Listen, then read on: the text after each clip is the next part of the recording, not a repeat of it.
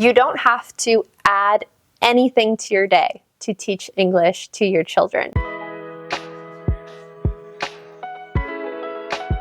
I've made a lot of videos on this channel about our everyday life, speaking natural, everyday English at home. But today I want to make a video explicitly, specifically about how to teach your kids English at home. I'm making today's video for the parents. I want to talk to the non-native English speaking parents who are trying to teach English to their children at home. This video is for you. Or maybe you're an auntie or an uncle or a grandparent or a cousin, or maybe you want to have a baby one day and you know that you want to raise your baby bilingual or multilingual, being able to speak English. Okay, let's put my little friend right here. Look at his cute little shirt. I love it. This was Dory's shirt when he was a baby. Dory's onesie. I have a fun little gift for you before we get started, and this is a gift that will probably benefit everybody, not just parents. So many parents say to me, I want to speak English at home with my children, but I do not know the most natural phrases to use. I don't know how to speak in a natural way to my kids. And so I have created a series of PDFs for you that you can print and post on the walls around your house. So for example, this PDF is for in the kitchen. It has a bunch of useful, natural, everyday phrases that I say to my son when I am in the kitchen. And so you can print this out, post it up on the wall in your kitchen, and then if you can't remember how to say something or the most natural way to say something, you can look at your wall and be reminded. I will send this PDF packet to you right now via email. Just sign up down below. Click the link in the description. My apologies for the sort of like mess or whatever behind me. We're in the middle of a move, so my apartment is a mess. My life is a mess. A beautiful mess. I feel like this might be a little bit of a long video, so grab a cup of coffee or tea and get comfortable. After this little introduction here, I'm going to give you 10 steps or 10 tips, 10 must-do things to help your child learn English at home in a natural environment. If you would like to try and watch this video without subtitles, you can do that today. But if you want subtitles, make sure you press the CC button under the video right now to turn the subtitles on. I tried to correct the auto-generated subtitles, so they should be pretty good subtitles, hopefully.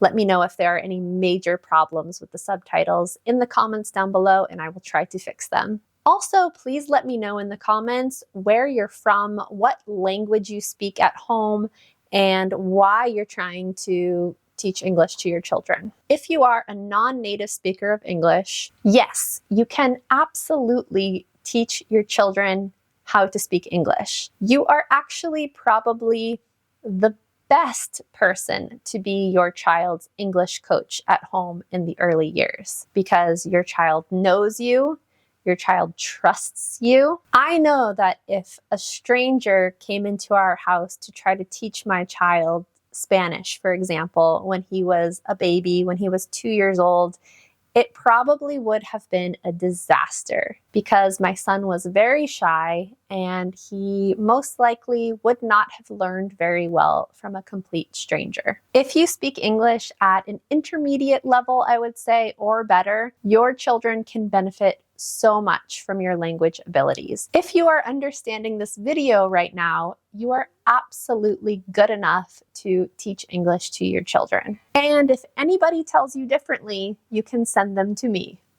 I'm very, very passionate about this topic. If you can understand me in this video, if you have been learning English for years, would it not be a wonderful thing? Wouldn't it be a beautiful thing for your young child to have the level of English that you have now? That is a wonderful thing. Of course, maybe your child will be better than you, will become even more fluent than you are in English. If the choice is teach your child English as good as you are in English or nothing, the better choice is to teach your children what you know. That is far better than nothing in my book, in my opinion. Okay, so let's start with number 1 here. The first thing that you're going to want to ask yourself is, how old is my child? How old is my child? This is probably the first thing that you're going to want to consider as you're making your English home. So is your child not yet born? Is your child a newborn, 0 years old? Is your child already sitting up? Is your child starting to walk? Is your child starting to talk? So the way that you teach is kind of a strange word to use with language and babies, but if you're starting to teach your 0 to 18-month-old, your 0 to 2-year-old English, the strategies that you use and the way that you speak to your child is going to be a little bit different to if your child is 2 years old or older, 2 to 4 years old, 5, 6 years old. The strategies that you use for a baby are going to be different than they are for a toddler. And then if your toddler, if your 3-year-old or 4-year-old or 5-year-old already knows some English, you're going to speak to them a little bit differently than if they speak 0 English. Okay, so this is the first thing that we want to establish. How old is your child and what is their level? What is their stage of learning English in this moment? It's really simple if you have a baby, which is why it's so great to start languages early. We, I think, made a bit of a mistake in my family. I wish, if I could go back in time, I would start teaching Spanish to my son at a younger age. We started with English and French from the minute he was born. From the day he was born, he has heard English from me and French from his dad at home, in the home. And to be honest, that was a lot for us. Having 2 languages was a lot. I know some families do 3 or 4 or even 5 languages at home, but for us, it felt like a lot to just balance 2 languages. And so we did not start with Spanish.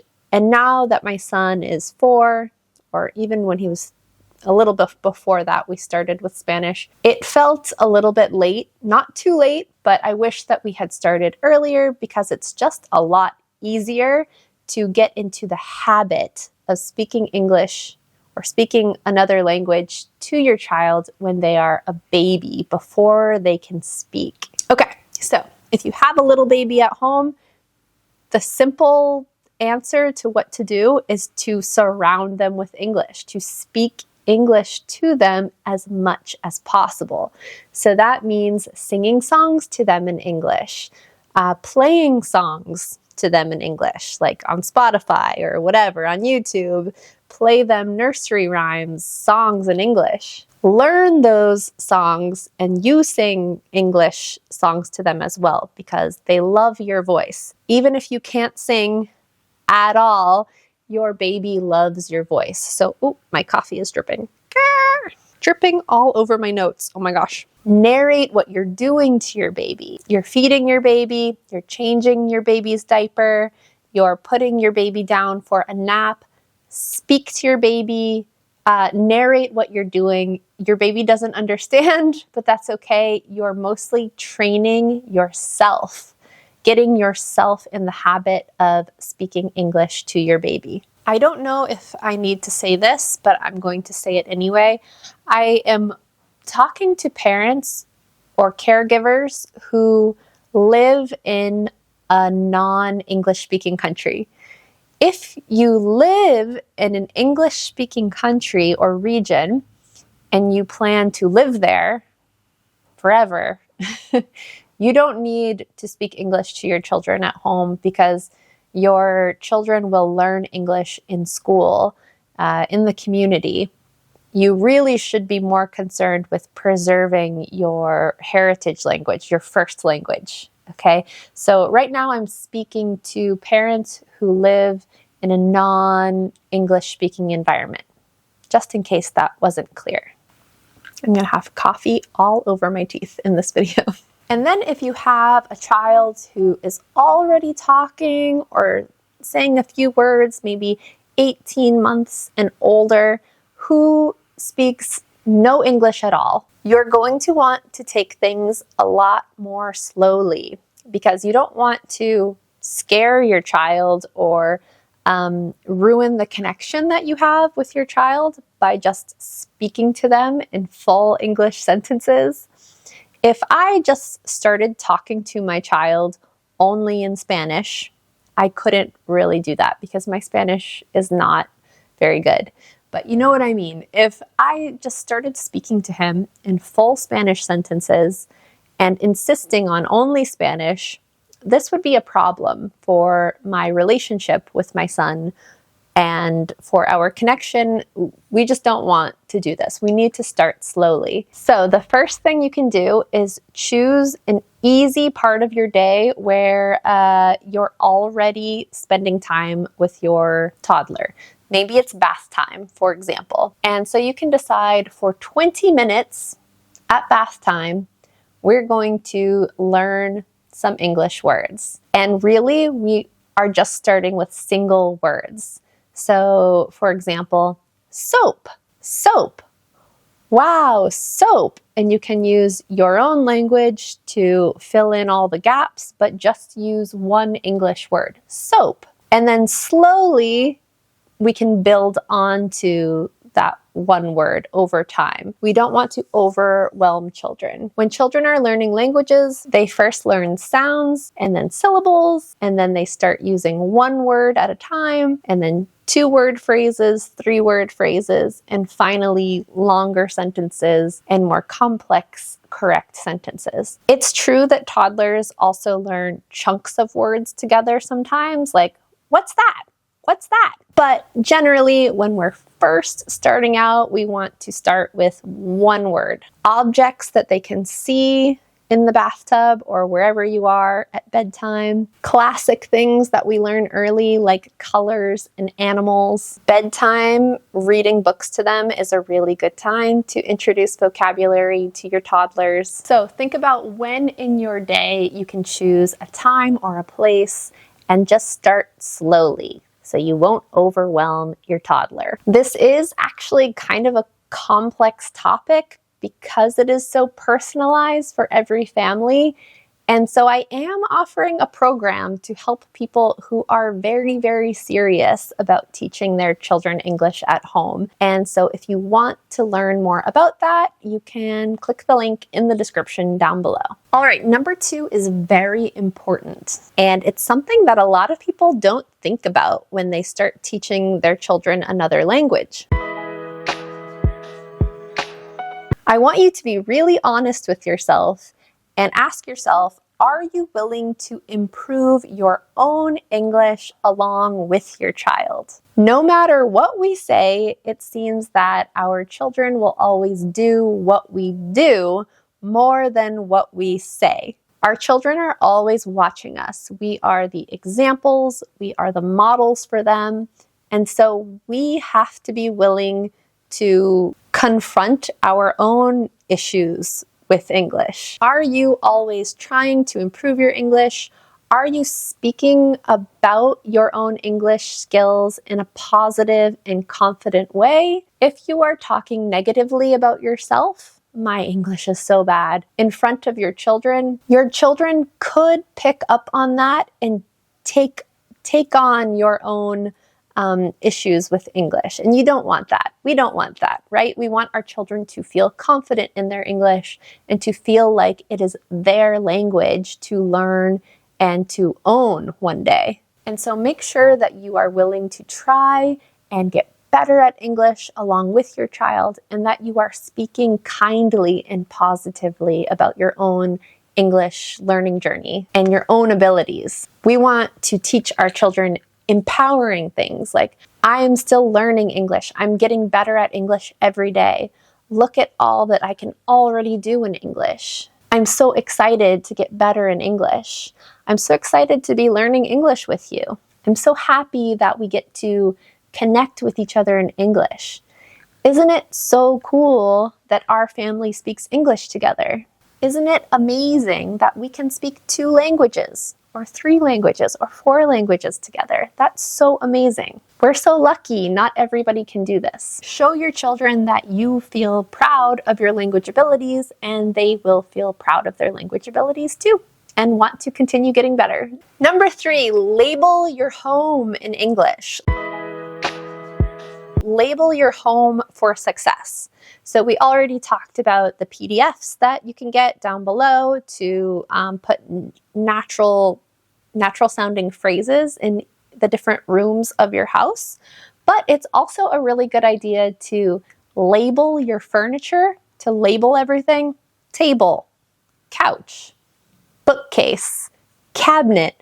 Label all of these everyday things in your home in English.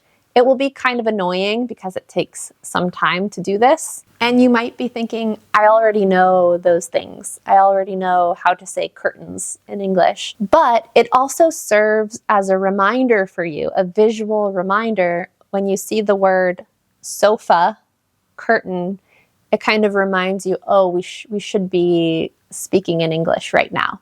It's a good little visual reminder for you that your home or a certain time in your home is English time, English immersion time. And of course, if you're able to, try to fill your home with English learning materials like books and games.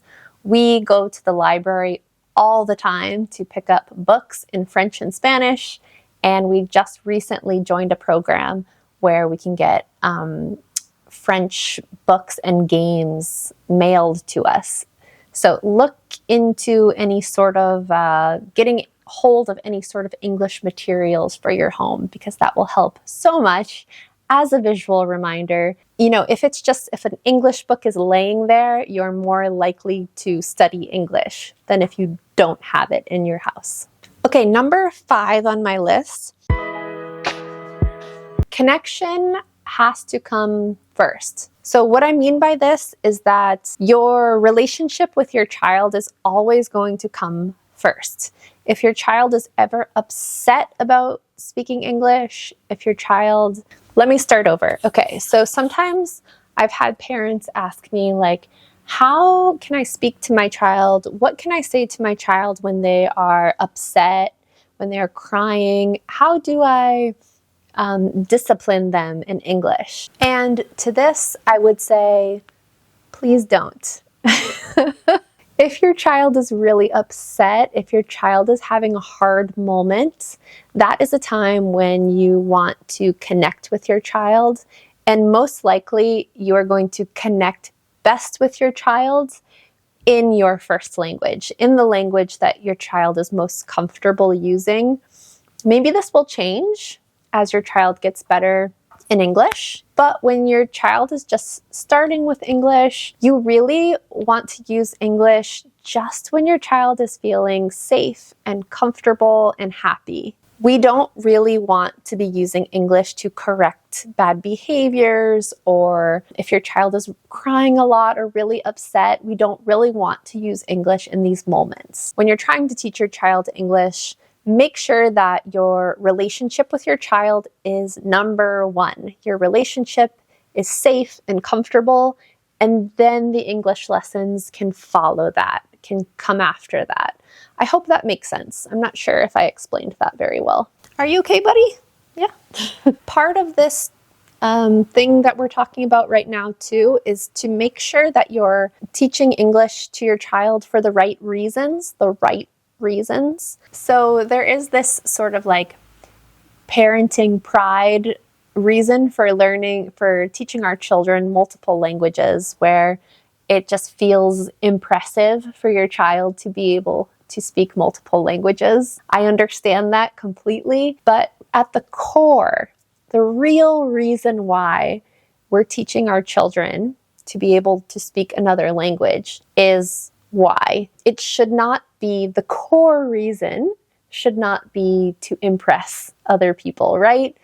We need to remember the real heart of the reason why we're teaching English to our children, or French or Spanish or whatever other languages. Maybe it's to connect with friends and family members who speak English. Maybe it's to give your child great opportunities in the future. Maybe it's just to connect with the world so that they can travel and live in other English-speaking countries around the world. Whatever the reason is for you, you want to keep that in mind and keep your child's best interests at the heart of why you're teaching them English. And so this remains a positive experience that is centered around the well-being of your child. Number 6, any moment of the day can be turned into an English lesson. Often parents will hear teaching English lessons at home to my children, and they imagine a desk and paper and a grammar book and pencils, and that is not really what I'm talking about. When your children get a little bit older and they're learning how to read and write, sure, this image might become more appropriate, but when we're talking about the baby and toddler stage, all of the learning happens in just regular routines around your house and in play. In playtime, that is when the language learning happens. You don't have to add anything to your day to teach English to your children. Your child is playing a game on the floor. You can sit on the floor with them and just start saying some English words, pointing to things. Oh, car, vroom, car, go, vroom. You're taking a walk with your child in the stroller or just walking down the street. You can point to things that you see and name them. Tree, big tree. Wow, look, big tree, big tree. You can be cooking in your kitchen. You can be filling the bathtub with water. You can be cleaning the house and then just narrating what you're doing out loud in English. It doesn't have to be perfect. Do the best that you can. Use technology, use translators if you need help finding your vocabulary words, but don't do nothing. Something is better than nothing. Your child hearing intermediate English is better than your child hearing 0 English. Okay, I think I forgot to say number 4. So I'm gonna say number 4 now. I just got reminded when I talked about technology there. So number 4 is TV. Can watching TV make my child bilingual? Can my child learn English from watching TV? This is an interesting one. I'll give you the short answer, which is no, your child cannot learn English from only watching TV. If your child just watches TV in English, it's not really going to do anything. There's a really interesting study about a child who was born to deaf parents who could not hear. And so these parents put their child in front of a TV in order for their child to learn spoken English. And when this child was studied, when I think he was about 4 or 5 years old, I'm not sure exactly, he could not really communicate in English. His grammar was a mess. And so researchers concluded from this sort of accidental case study here that a child cannot learn language just by watching TV. But TV can help a lot. TV can be an excellent tool for your child. Personally, we let our son watch a lot of TV as long as it's in French. And we try, when he's watching TV, to make it an active or interactive experience. So we try to ask him questions about what he sees. We try to ask him especially open-ended questions about what's happening in the TV show. So for example, questions like, what's happening here? What do you see here? Oh, what do you think he's going to do? What just happened? And I find that usually my son really, really likes this. He really enjoys the interactive experience of watching TV. I know not all kids are like this, but you can give it a try. I have another really big tip for you here that I just thought of when it comes to asking children questions in English. So if you want your child to speak English back to you, try not to ask them questions that you already know the answers to. So for example, what's this color? What's this color? What's this color? Tell me, what's this color? If your child feels like they are being tested, I can only speak from my own experience here, but if my son feels like he is being tested, he doesn't like it. He knows when I'm asking a test question versus a genuine question, a question that I really don't know the answer to. Or I have to pretend like I don't know the answer. So sometimes it's just in my tone. So I could say like, Dory, I can't remember. I don't remember how to say this in English. Can you tell me? What's this color in English again? I can't remember. And that seems to work a little bit better when my son feels like I genuinely don't know and he's helping me, because he's very happy to help me, but he does not like feeling tested. I've actually heard this from a lot of bilinguals, that they really did not enjoy that experience as a child of like performing. Say it in this language, say it in this language, say it in this language. But everybody likes to help somebody. So asking your child to remind you of a word or teach you a word is a much better strategy in my experience. All right, where were we? Number 7, I want to talk a little bit about how you speak English to your child. We're going to talk about management language versus engagement language. What does this mean? As you're teaching English to your toddler, to your older children, notice how you're talking to them. Are you only giving them management words, management phrases? So management phrases are like, eat your dinner, put your shoes on, let's get dressed, put your shirt on, clean up your toys. They're like orders, telling them what to do, management phrases, right? Versus engagement language, which is asking them open-ended questions, wanting to hear their feelings, wanting to know their opinions about things. They're both important, right, when we're learning a language, but sometimes parents tend to use more management language than engagement language. So try to notice during the day how much you're talking to your children, and if you're using maybe too much management language and not enough engagement. I know that not all parents like to play with their children a lot, but playing with your children, reading with your children, these are all really great opportunities to give your children rich language, to give your children lots of vocabulary and practice it with them. So I encourage you, if it's painful, just set a timer for like 10 minutes where you play with your child or do an activity that you don't especially love with your child, but that they really enjoy. And then just in your normal everyday activities, you can also use engagement language with your child while you're cooking, while you're on a walk, while you're doing bath time, bedtime, all that stuff. Number 8 on my list is narrate what you do all the time. But I feel like I have already talked about that enough already in this video. So I'm going to skip to the next one, which is number 9, mistakes to avoid.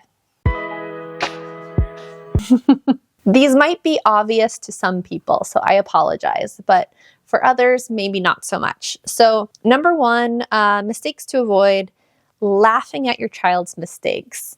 And I don't think most people purposefully laugh at their child's mistakes. But sometimes what we do as adults is we think something is really cute. We're not laughing at our child, but we think that they said something really cute, and so we laugh a little bit, or maybe we laugh with another adult. And sometimes children interpret that in a very negative way. And so we have to be careful. Even if we don't mean it in a really serious or bad way, children can sometimes take it really, really to heart. And so just be careful of when your child makes mistakes, be really careful about how you respond to that. This kind of leads me to my next mistake here, which is explicitly correcting your child all the time.